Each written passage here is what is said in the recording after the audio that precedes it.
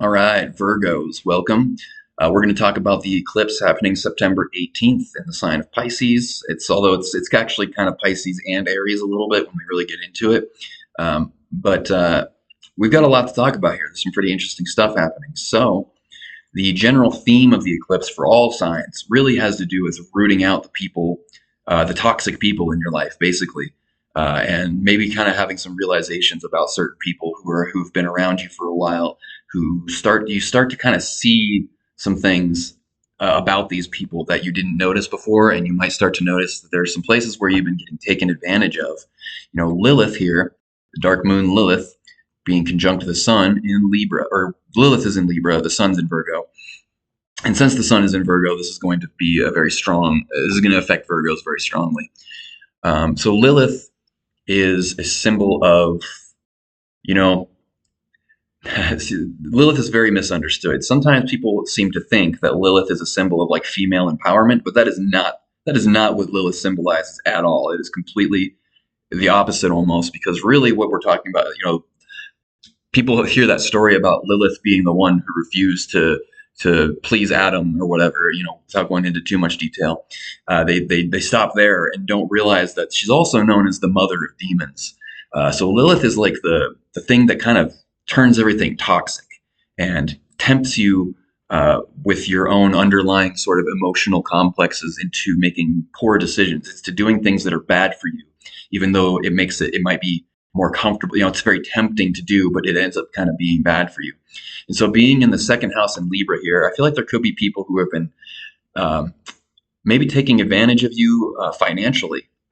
And this can also be, if it's not a person, it could be just that you are overly focused on money and material resources to the point that you are foregoing a lot of other things in your life that you would rather be spending time on, focusing on.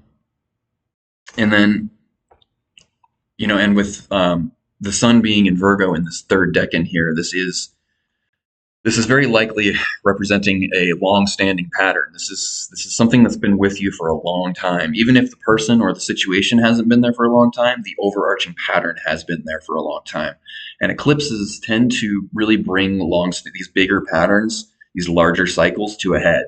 And sometimes it does that by causing things to kind of boil over and get really intense so that you can't ignore it. So the quicker you can get ahead of whatever this situation is and do something about it, the less harsh the universe is going to be in trying to teach you this lesson, which is ultimately about healing old wounds. With Chiron here in the 8th house, old wounds revolving around, a lot of this has to do with pleasing others. And Lilith in Libra Lilith in Libra tends to take the positive Libra qualities like love and affection and beauty, and it twists them into a weapon, and it uses them for manipulation. So there could be a person who's like maybe guilts you into giving them money when you feel like maybe you don't actually want to, but then you feel like if you don't do it, you feel guilty about it. And with the moon in the north node and Neptune, which is in retrograde, all being in your 8th house here, this is really bringing illumination to areas where there have not been clear boundaries set between you and certain other people. And being the 2nd and 8th house axis here, it really is all about resources for the most part. And maybe if certain people have gotten you've gotten entangled with certain people in your life, and they kind of just come to think that they expect certain things from you, where you maybe started out doing something for someone to be generous and kind, and then they start to kind of get used to that, and they stop appreciating it, and they start taking it for granted and start expecting you to do these things. And then as soon as you try to challenge that or do something differently, they kind of break out the guilt. They bring out the guilt trip. Or, they can maybe use affection to, they'll like give you like the typical narcissistic love bomb, where they give you lots of affection up front, and then they see that you like that and that you'll do things for them when they do that, and then they start to pull away, and they use the withholding of that affection to kind of try to control you, which is not cool. That's typical narcissism right there. So I think that there is a very narcissistic presence in your life that has been taking advantage of you, and you may have not wanted to see it. Maybe you put on the rose-colored glasses when it comes to this person, because they've probably been in your life for a while, or whatever the situation is. Maybe you just really want this person to be a certain way, and so you might be ignoring certain red flags. But I think you're getting to the point where you're not going to ignore those anymore. It's getting to where, like I said, the universe is turning up the volume on this thing to where it starts to it when you don't get the lesson the first couple times around, eventually the universe comes around and beats you over the head with it. And it can be painful, but it's ultimately good because it is actually all about healing. Um, and with Ceres here, this asteroid Ceres being in the fifth house, a lot of astrologers ignore the asteroids, but I find that the asteroids and the mathematical points like Lilith and the North Node can be some of the most important aspects in a chart to really tell you about what's going on. But Ceres kind of represents stunted growth, things that are growing very slowly. It's kind of the late bloomer in the chart.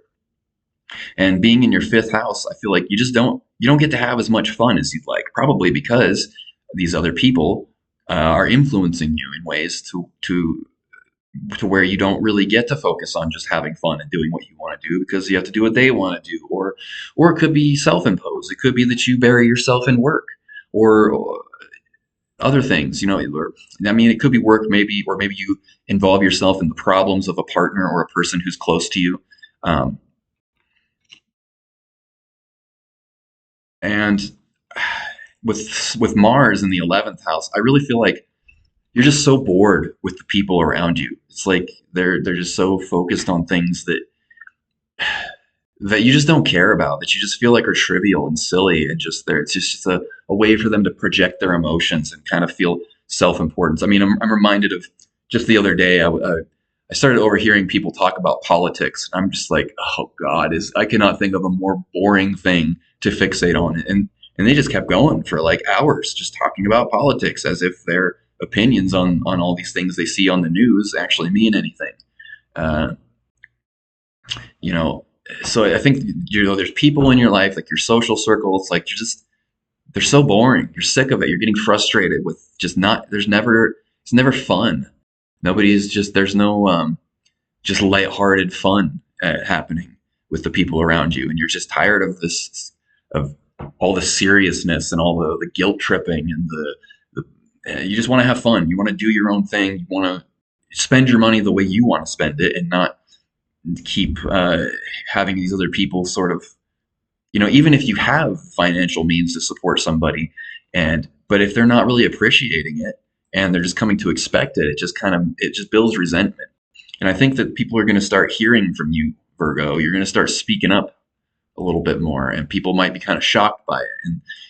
And don't be surprised if they react negatively to this, to you kind of standing up for yourself, because when people, when you first meet somebody, those, boundaries are drawn sort of unconsciously very early in every relationship. And if you try to draw boundaries later after they've already crossed those boundaries, they feel affronted, and they feel like, so people can freak out sometimes. And sometimes they'll just completely leave your life because they don't know how to function with people without crossing boundaries. It's like their main way of existing and getting through in life is by crossing other people's boundaries and manipulating them, controlling them. And the second their ability to do that goes away, it's like they feel threatened, like physically threatened. It's like their fight or flight response gets triggered. It's like threatening to their entire sense of identity, and it forces these repressed things that they don't want to look at. Just it forces them into their face, and they go, "Oh God!" And then suddenly they see you as the enemy. So don't be surprised if you have a few choice words with somebody, and suddenly you find that person sees you as the enemy now, even though they may have been acting like your friend or somebody who has your back. Um, and I get the sense that you really don't like confrontation. You don't want to be the bad guy. You don't want to be the one to upset people. And that you have a very sweet side, and that actually your natural inclination is to be very kind, which is part of what may have gotten you into this situation in the first place. That's not to say that you just shouldn't be kind anymore, but maybe just need to pay a little closer attention to how people interact with you, and whether or not they use like positive and negative emotions that kind of control you. Like I said earlier, with like using affection as a weapon. Lilith and Libra. I mean, that's a very affection as a weapon kind of placement. So maybe they are sweet talk you at first, and then they get you to let your guard down, and then you really like this person, so you really want to do things for them and buy them things, and like help them with their lives and do whatever you can. But then, like I said, they start to withdraw that affection after once they get what they want and they know they kind of have their hooks in you. They withdraw that affection and start using that to, and then instead of giving you these positive feelings, they start giving you guilt trips to try to manipulate you. So there's somebody who's really trying to play puppet master with you here, I think.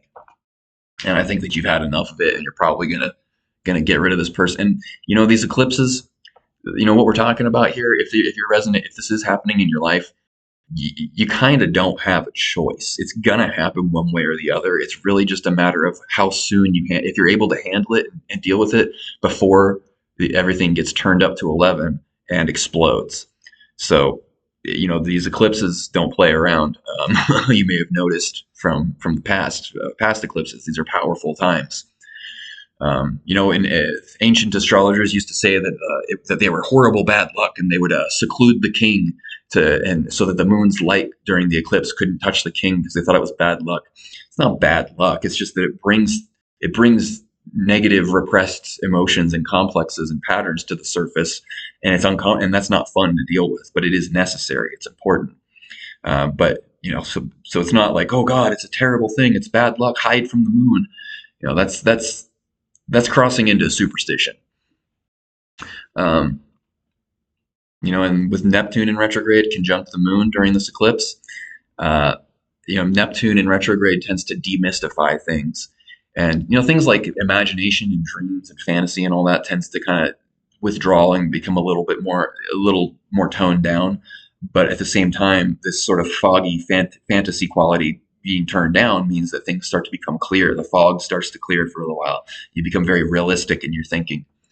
And that's really what this is. It's like taking off the rose-colored glasses, removing the fog and the manipulation and the deception, and just seeing things very clearly for what they are. And then you having the courage to trust your own perceptions of the situation, and the courage to stand up for yourself, even if it means that maybe somebody who's been in your life for a long time might go away. And they might not, but I mean, there's a good chance that if this person is actually manipulating you, they're not going to appreciate being called out about it, but they need to be called out about it. Or, I mean, you could just cut ties with this person and disappear, but I don't think you want to do that. You don't like ghosting on people because that's kind of a form of abuse in and of itself, and you don't want to take on those qualities. You don't want to become the person that saying, in order to deal with the tyrant, you become the tyrant, that kind of thing. You don't want that to happen. So the North Node here in the 8th house also, in this first decade of Aries. The first decade of Aries really is all about assertiveness and willpower. Not willpower in the sense of like forcing things to happen, but just choosing yourself, confidence, the ability to address things head on and not back down when you know you're right, even if somebody else is trying to gaslight you into thinking you're crazy. That's not true. Which is probably something that this person, if you are entangled with one of these kind of narcissistic types people, that's one of their go-to things. Is they gaslight you. They say they try to make you feel like you're crazy for saying these things, and they'll come up with all these excuses and try to throw things from the past in your face. And you really just have to ignore all that, because they can be very persuasive, very convincing in their arguments, especially if you have a tendency to kind of see the worst in yourself and kind of assume that you're the one in the wrong. They're going to use that to their advantage. And so you have to have the self-trust and the ability to it's self-trust, really, ability to trust yourself in the face of somebody trying to tell you you're wrong, even though you can see very clearly in front of you what's really happening. Let me see here. Yeah, and as a Virgo, you're really good at getting things done and taking care of business. And you might be in a positive financial situation with your Jupiter in the 10th house here. And I think that maybe people see that maybe it's visible, because the 10th house really is all about public perception and career and stuff like that. So how you're seen from a distance. And with Jupiter in there, it's like people can kind of look at you and tell that you've got your shit together.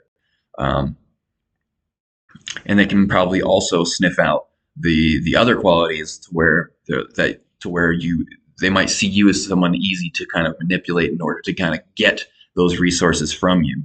Um, and really, it's always guilt. If you can become immune to guilt trips, then really people can't manipulate you that well. They might try, they might succeed in the love bombing phase of giving you that, being overly kind and affectionate and making you feel really good about yourself. That might, because you don't want to just like, cut everyone off and be like, oh, anyone who's nice to me and makes me feel good about myself is taking advantage of me, because that leads to a really stale kind of life too. So you don't have to just assume that right away. Um, but being able to kind of recognize when somebody's maybe going a little over the top, being a little like trying a little too hard to make you feel special, and then over time they start to withdraw and they get a little quieter and colder and more distant, and then they start, like, what's wrong? Nothing's wrong. It's fine. I'm fine. You know, you're crazy for thinking there's something wrong. I'm not doing anything wrong.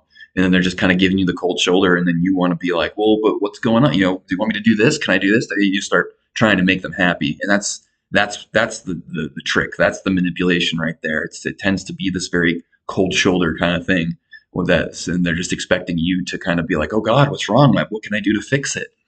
Um, and then if you call that out, just get ready. Be ready for a conversation that's going to stop being logical very quickly.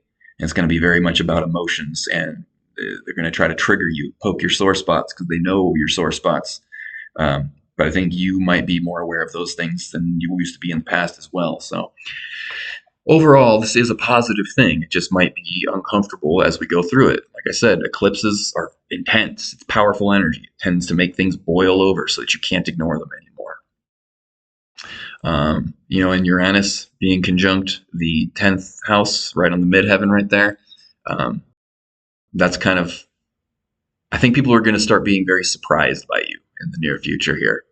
Um, so there may be some upheavals in your social circles and your friendship circles and this kind of stuff coming very soon. But it is all for the best. It is all for the better. You are being pushed into a much better place emotionally, probably financially as well. And I think you may, in the near future, if you feel like, I feel like relationships in the near future, not yet, but relationships are going to start becoming a bigger focus for you. But not necessarily in like, oh, I'm trying to find a partner or trying to please a partner, but just kind of reassessing what kind of person you want to be with. Or if you're married or in a relationship already, you might be reassessing the boundary, redrawing some boundaries in that relationship. And as you continue to kind of understand a little more about yourself and your own, there's a lot of awakening happening through here. So anyways, this has gone on a little longer than I intended, so I'm going to end this here, but send me a message if you want to get into a private reading. Info's down below. Subscribe, like and subscribe, and leave comments because that helps the algorithm. This is a new channel. I need all the interaction I can get. It's kind of hard to get these videos in front of people when you're starting out. So if you do enjoy this kind of stuff, please, just leave a comment. Anything, even if it's to tell me how much you hate me and you think I suck, or or whatever. Just leave something. It's helpful. So thanks for watching, and I'll talk to you soon. Take care.